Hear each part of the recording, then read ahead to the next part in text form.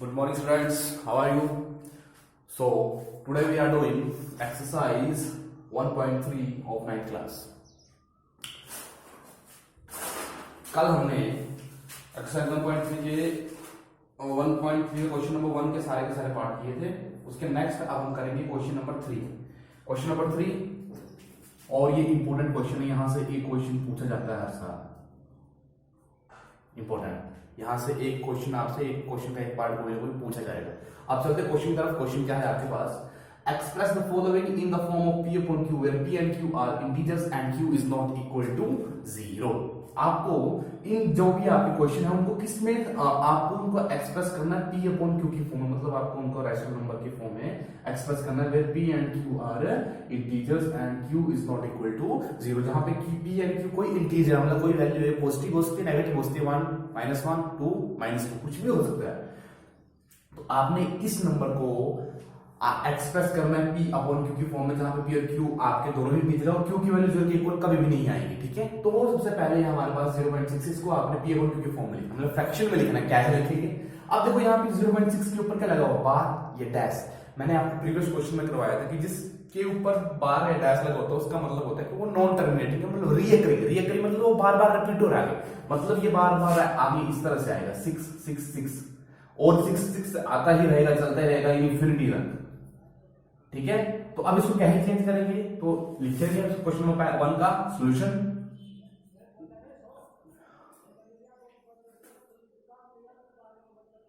तो नंबर के सबसे पहले हम क्या करेंगे? लेट कर लेंगे. लेट हम मान लेंगे वो नंबर जो कि फॉर्म में वो है x इज इक्वल टू 0.6 बार.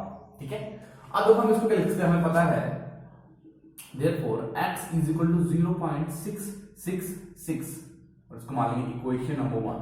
हमने इसको इस तरह से लिखा क्योंकि 6 रीअकर हो रहा है, नॉन टर्मिनेटिंग है, तो 6 आगे आता ही रहेगा. हमने इसको 3 टाइम्स मैक्सिमम किसी क्वेश्चन में 3 टाइम्स आपने वैल्यू को लिख लेनी. ओके, तो ये हमने x की वैल्यू यहां से कर दी 6 6 और 6 कर दी. ओके, अब यहां पे हमने क्या देखना है? हमने यहां पे ये देखना है कि जो हमारी x की वैल्यू है उसमें डेसिमल के राइट हैंड साइड कितने नंबर ऐसे हैं जो कि रिएक्टर हो रहे हैं, मतलब कितने नंबर ऐसा है जो बार बार आ रहा है. तो यहाँ पे देखो एक ही नंबर है 6, वही बार बार आ रहा है. कितना नंबर है? एक ही नंबर है. राइट हैंड साइड डेसिमल के राइट हैंड साइड चेक करेंगे, वहां पे एक ही नंबर है 6 जो कि बार बार रिपीट हो रहा है. तो हम क्या बोलेंगे कि यहाँ पे जो 6 है वो बार बार एक ही नंबर ऐसा जो कि बार बार रिपीट हो रहा है. तो हम इक्वेशन 1 को किससे मल्टीप्लाई करेंगे? 10 से, 10 की पावर 1 से. फिर से सुनना, किससे करेंगे? 10 की पावर 1 से इसको करेंगे हम मल्टीप्लाई. तो लाइन लिख लेंगे therefore there is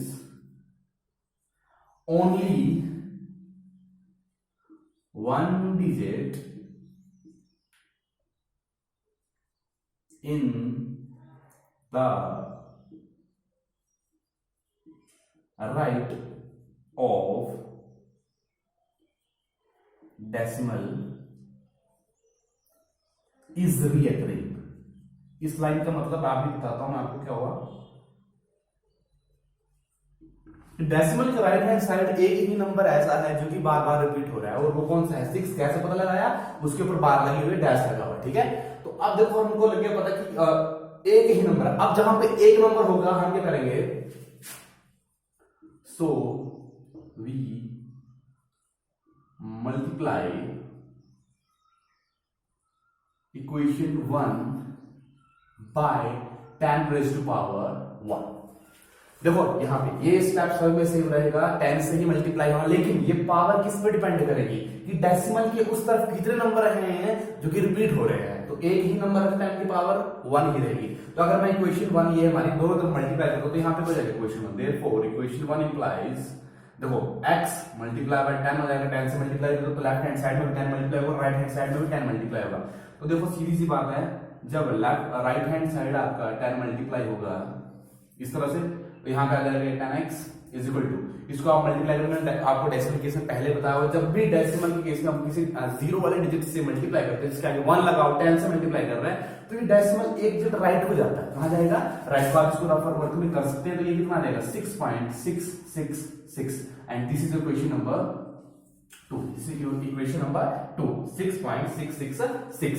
अब देखिए बेटा हम क्या करेंगे? 10x इज इक्वल टू इस 6.666 को क्या कर दूंगा मैं, ब्रेक कर दूंगा। आप बोलेंगे सर आपने यहाँ पे एक 6 और क्यों लगा दी, तो मैं लगा सकता हूँ कि ये 6 बार बार रिपीट हो रहा है, तो मैंने ये कहा जैसे कि आगे आपने 3 डिजिट बना के रखने हैं, ठीक है।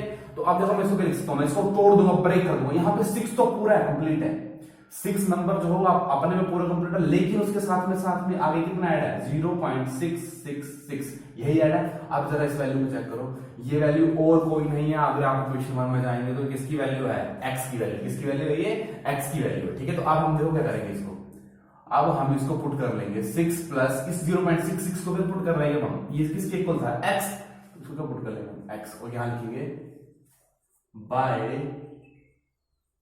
यूजिंग 1। क्लियर है, देखो बेटा यहाँ पे 10x, x left hand side जाएगा, x वेरिएबल से ही माइनस प्लस होते हैं, तो इस तरह हो गया तो जाएगा 10x प्लस का माइनस हो जाएगा इज इक्वल टू 6, 10 में से एक x गया तो 9x is equal to 6 and x is equal to 6 upon 9, काट के कितना आएगा 2/3, तो x इज इक्वल टू 2/3। तो यही आपको प्रूफ करना था। आपको कोई एक ऐसा नंबर जो यहाँ पे आपके क्वेश्चन दे रखा था उसको आपने किसकी फॉर्म में प्रूफ करना था, p अपॉन q। तो देखो यहाँ पे p की वैल्यू कितनी है 2 और q की वैल्यू कितनी आ रही है 3, आपने उस x को उस फॉर्म में प्रूफ कर दिया। तो हम लिखेंगे सीधे इसके नेक्स्ट,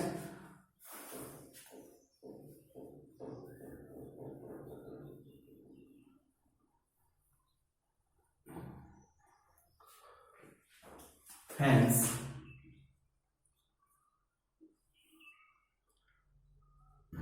0.6 बार इज इक्वल टू 2/3 आंसर।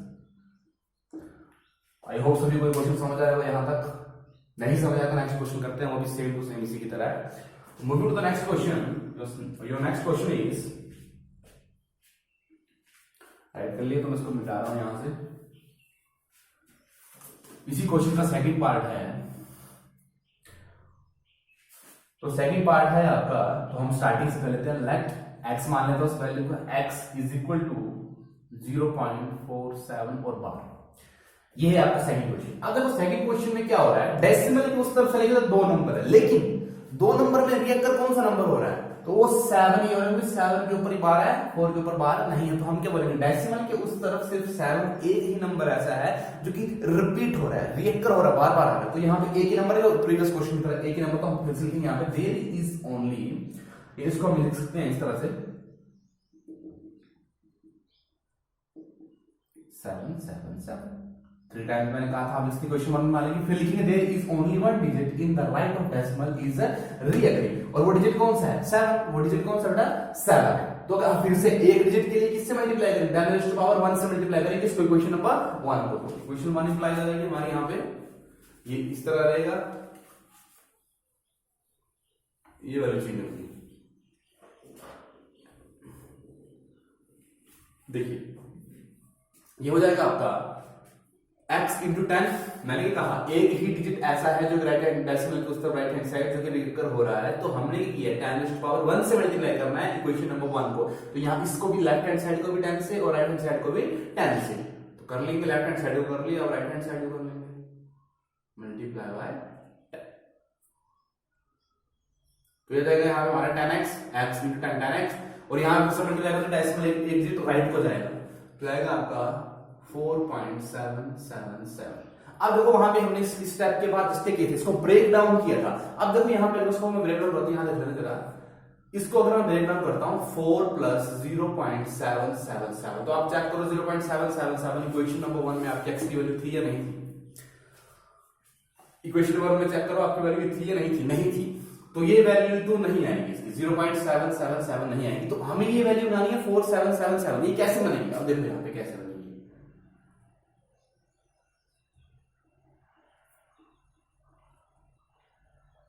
ये बनेगी हमारी, जब इसको हम ब्रेक करेंगे 4.3, देखो ध्यान से, प्लस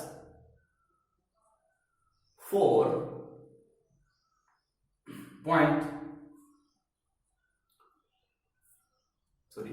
प्लस 0.4777, चेक कर लो फिर से, जब हम इसको तोड़ेंगे 4.3 प्लस 0.4477, तो डेसिमल और 3 प्लस 4 कितना लेंगे 7 लेंगे, तब जाकर देखो ये वैल्यू आ रही है फिर x की, फिर हम यहाँ पे x पुट करेंगे और हो जाएगा। इसको ब्रेक डाउन करेंगे, साइड में लिख देना कैसे ब्रेक डाउन किया, तो 4.3 इसको ब्रेक डाउन किया प्लस 4777।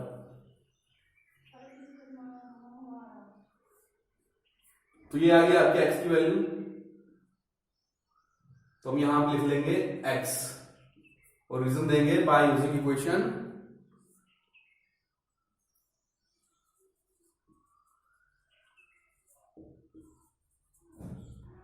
1 को यूज किया। तो ये हो जाएगा यहाँ पे 10x, x वालों को एक साथ कर लो, 4.3, 9x, 4.3 x is equal to 4.3 by 9 and x decimal खत्म करेंगे। तो ध्यान से देखिए, अगर ऊपर हमने एक डेसिमल लगा हुआ है तो उसको हटाने के नीचे हमें 9 को 10 से मल्टीप्लाई करना पड़ेगा इस तरह से, तब आएगा ये x is equal to 43 by 90। कितना देगा? x is equal to 43 by 90। तो यहाँ देखिए रखो, इसको सोल्व करने की जरूरत नहीं है, हमने p अपॉन q के फॉर्म में x को शो कर दिया, एक्सप्रेस कर दिया। तो हम फिर से लिख लेंगे hence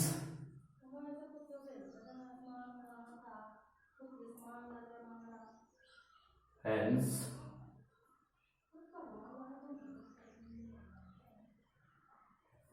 0.47 bar is equal to 43 by 90 answer. हमने पी बाई क्यू की फॉर्म में इसको एक्सप्रेस कर दिया। तो इसको लिख लीजिए आप, फिर नोटबुक में नोट्स बना लो सभी के।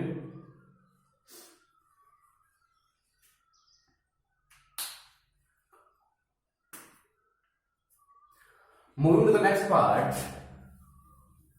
third part.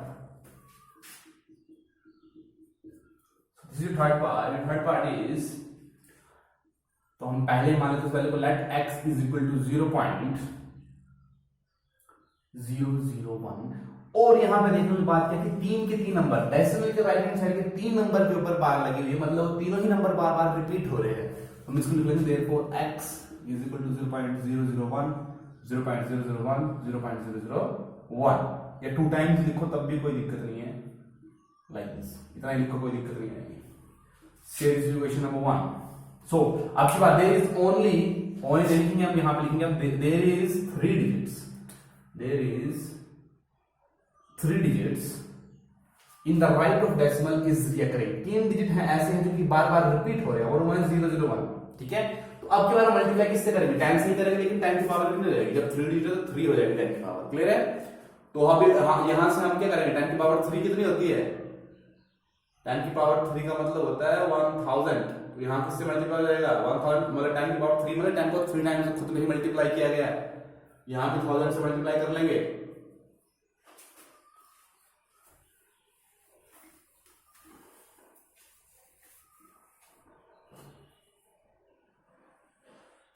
सो ये हो जाएगा आपका 1000x इज इक्वल टू, इसको मल्टीप्लाई करने का मल्टीप्लाई में डेसिमल राइट हैंड साइड जाता है, 3 डिजिट राइट हैंड जाएगा तो हो जाएगा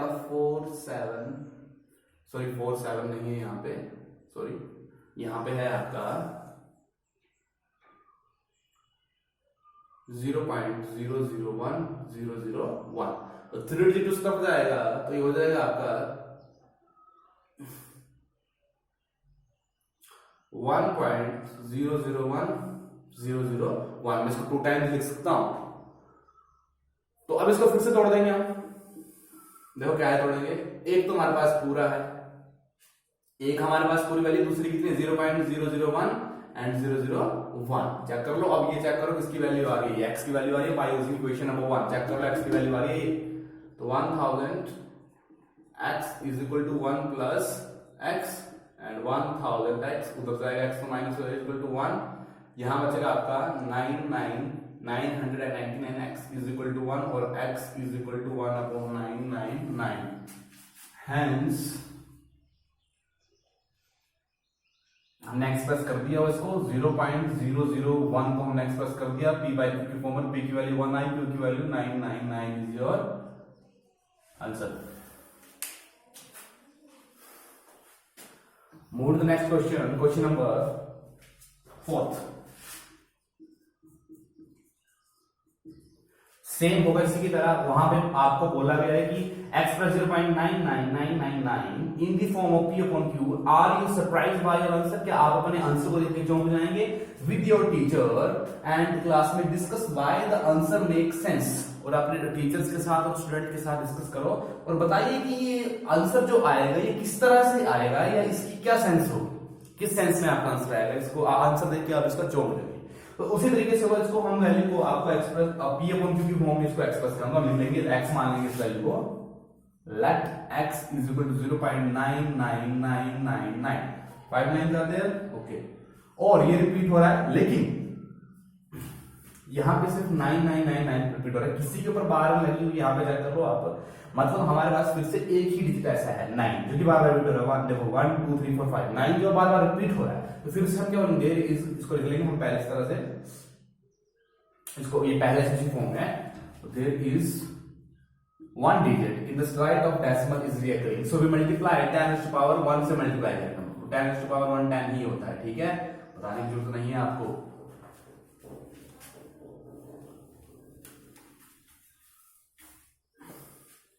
So therefore equation 1 implies 10 multiplied by x is equal to 0.99999 multiplied by 10.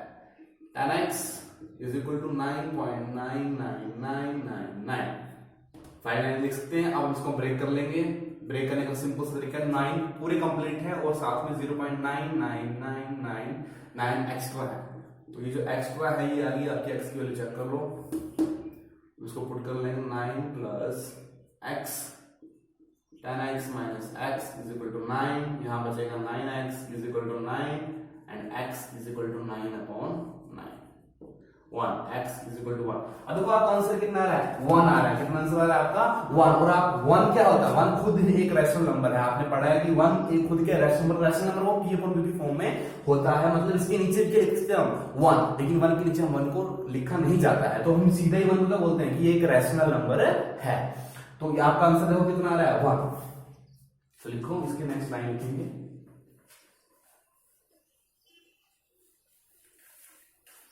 Write down, since 0.99999 ये आपका इन्फिनिटी तक है, अप टू इन्फिनिटी, कभी खत्म नहीं हो रहा है, आगे चला ही जा रहा है 99 इन्फिनिटी होता है जहां तक कोई वैल्यू खत्म ना हो, इसकी कोई सीमा ना हो, इन्फिनिटी तक। So there is no gap. देखो आप ग्राफ इसकी बात करें 0.99999, ये 1 बनने के बहुत ही नजदीक है। मतलब देखो 0.9 के बाद क्या आता है 1 आता है, तो ये 0.99999 मतलब ये 1 बनने के बहुत ही ज्यादा नजदीक है 1, और इसके बीच में कोई गैप नहीं है। तो हम यहां लिखेंगे there is no gap between 1 and 0.99999 and hence they are equal। और हम क्या बोल सकते हैं, एंड अप्रोक्सीमेटली के थ्योरम के साथ हम बोलते हैं hence they are equal। Approximately हम बोल सकते हैं कि वो क्या है आपस में equal. This is question number 4, write down.